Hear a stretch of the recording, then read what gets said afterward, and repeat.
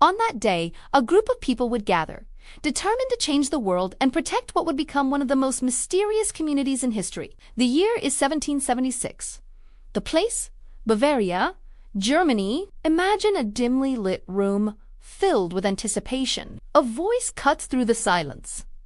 Gentlemen, today we are not merely founding a society. Today we are igniting a spark that will pull Europe out of its dark centuries.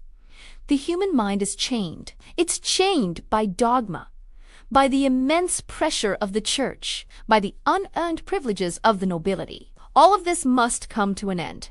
But there's something I just don't get. What exactly is this new order you're talking about? Are we going to be educating people, or are we trying to influence politics? It's both. Our mission will stand on 3 pillars: freeing human reason, strengthening social equality, and by building a secret network, gaining influence within the states of Europe. Let me be perfectly clear. We can't achieve any of this by creating some public organization. That's why our movement has to be silent, invisible, and disciplined. We need to operate from the shadows, making our moves without anyone ever knowing we were there. This is how we'll change the world.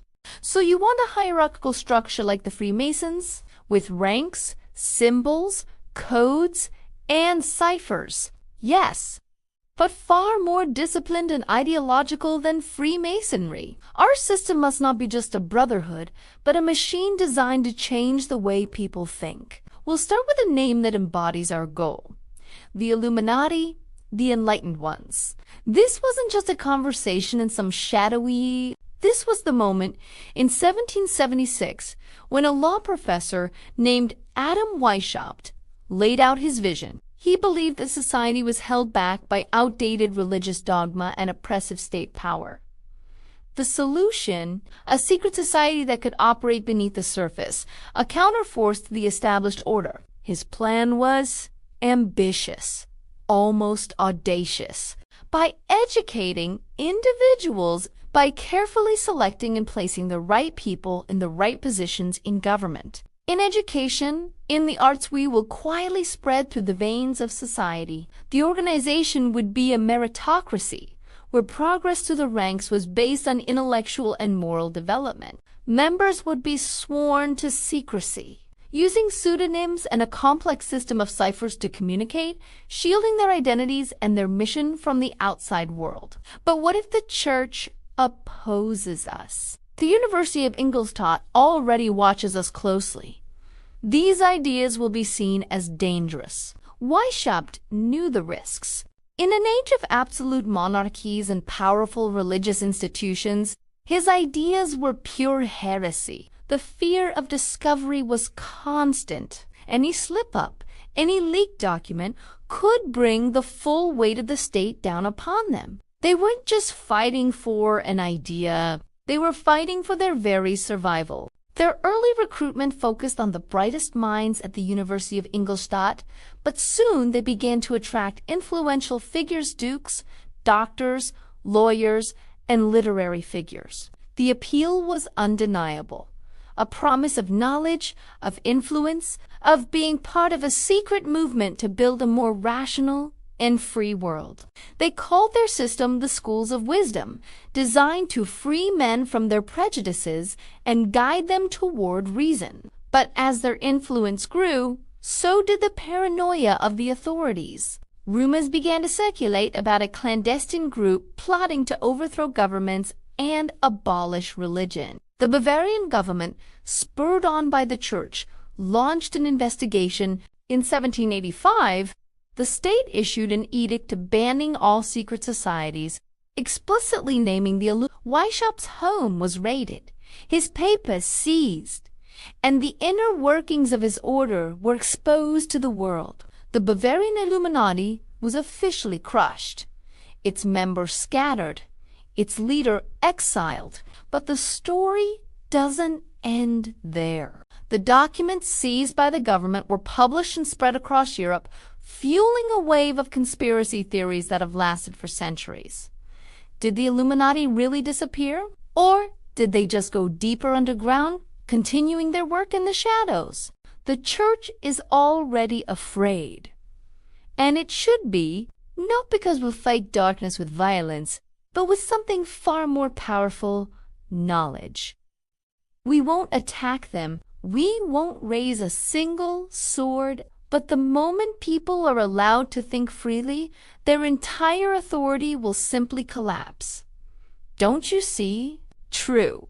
Lasting power doesn't come from force. It lies in the unstoppable spread of ideas. So, what will this movement be called? This grand idea of enlightening all of humanity sounds beautiful. But what is its name? I've thought of a Latin word, a word that perfectly captures our essence.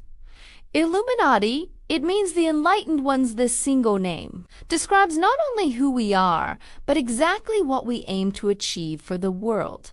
You know, when you think about big plans, you usually picture grand announcements and flashy results. But what if the greatest plan ever conceived was one you never even knew existed? It was never about making a big splash or seeing results overnight. No, this was the long game, a strategy built for decades, maybe even centuries. Imagine a network, an invisible web spreading across the globe. The rules were simple, yet ingenious. Each person you brought in would then bring in 3 more. It sounds like a pyramid, right?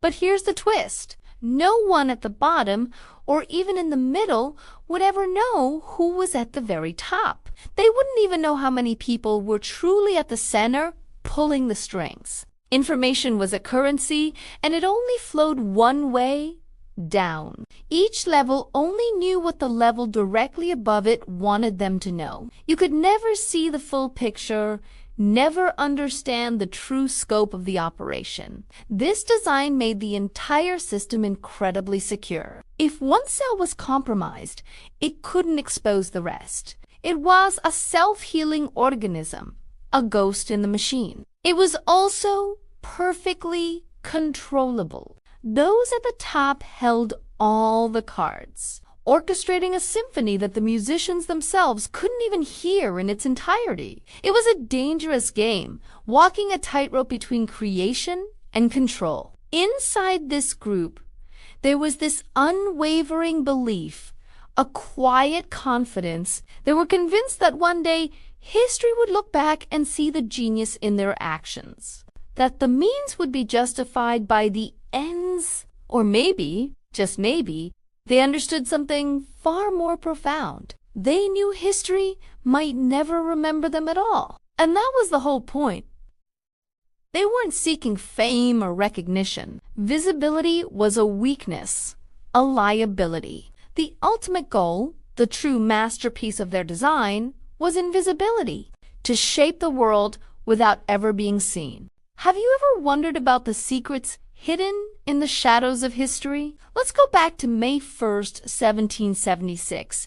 In a forest in Bavaria, a small group of men gather, their meeting shrouded in the darkness of the night. This clandestine gathering wasn't just a casual meeting. It was the birth of something that would echo through centuries. The group was led by a 28-year-old law professor named Adam Weef. Ambitious and brilliant, he was the architect of a new secret society he called the Order of the Perfectibilists. It was a brotherhood designed to operate completely unseen, a force that would shape the world from behind the curtain. But the name Perfectibilists didn't stick. Over time, the order adopted a new, more resonant name, one that hinted at clarity, truth, and a grand awakening: the Illuminati, the enlightened ones.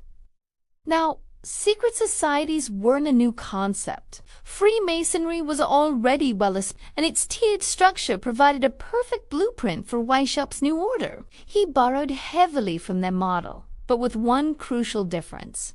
Where Freemasons often operated with a degree of public visibility, Weishaupt's order rejected it entirely. For the Illuminati, secrecy wasn't just a precaution. It was the core principle, an absolute requirement for membership. From the very beginning, symbols and signs were meticulously chosen. These weren't just simple ways for members to identify each other.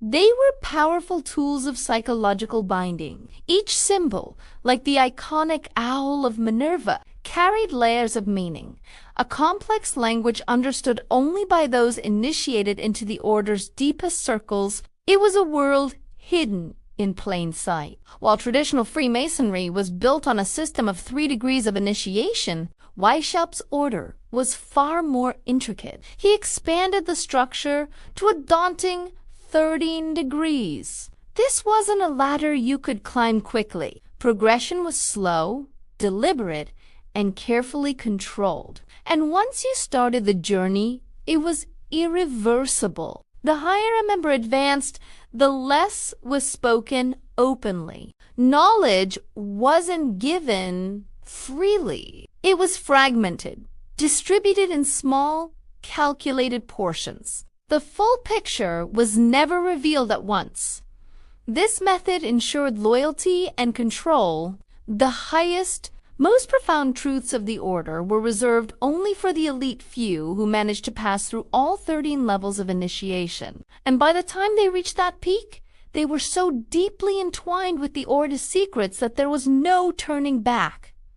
Their fate was sealed.